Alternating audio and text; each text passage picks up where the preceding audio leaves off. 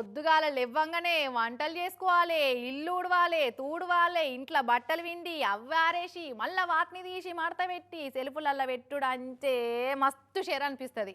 వంట చేయాలంటే కూరగాయలు కోసే తీరువాటం కూడా ఉంటలేదు. ఒక్కోసారి అయితే ఇంట్లో భార్య భర్తలు ఇద్దరు జాబులు చేసేటోళ్ళు ఉంటే నా సామిరంగా ఇంటి పనులకు వంట పనులకు కూడా మస్తు తిప్పల పడాల్సి వస్తుంది. పనోళ్ళు మా దొరుకుతారు కానీ వాళ్ళు సెలవులు పెట్టిన రోజు సుక్కలే ఇక. అసోంటోళ్లకు రంది లేకుంటే చేసే ఎగురం చేస్తుండే ఇలాన్ మస్క్ అన్న. ఇలాన్ మస్క్ అన్న అంటేనే ఇలాన్ మస్క్ అన్న పోర్రి.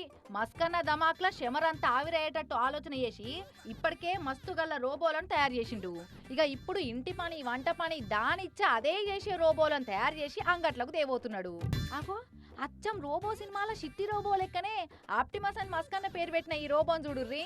చెత్త తీసి చెత్త కుండీలేస్తుంది, చెత్త చాటల చెత్త ఎత్తి పోస్తుంది, పేపర్ రోల్స్ జుట్టుడు అక్కరున్నంత మందం జింపుడు, ఇక కూరగాయలు కోసి కూరండు, కూర కలబెట్టుడు. అబ్బో ఇదైతే కేక్ అనిపించబట్టింది.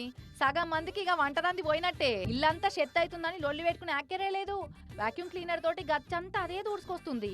ఇక ఇంటికి పోయినాక ఏదన్నా ఉడుకుడుకు దిద్దిన బుద్దయినా ఫ్రిడ్జ్లున్న కూరను వేడి చేసేయమని చెప్తే అయిపోయి అగో మైక్రోవేవ్లో పెట్టి అదే గరం చేసిస్తుంది. సెల్ఫులల్లో బట్టలు పెట్టుడు సామాన్లు తీసిచ్చుడు కూడా అదే చేస్తుంది. ఇట్లా ఒక్కటేంది ఇంటి పని వంట పని సెక్యూరిటీ పని అన్ని దానిచ్చి అదే చేసుకుంటా పోతుంది. మనిషికి ఉన్నట్టే తెలివిని పెట్టి మనుషులకు పని మనుషుల అక్కరే లేకుండా రోబోలను అంగట్లకు తెస్తుండు మస్క్ అన్న. మరి వీటికి ధర ఎంత పెడతాడో గాని ఇండియాలో అమ్మితే మాత్రం ఇంటింటికి 4 గంటలు ఒక్కొక్కరు. అగో గా తీర్ల పనోళ్ళు దొరక్క అరిగోస పడుతున్నారు అమ్మలక్కలు.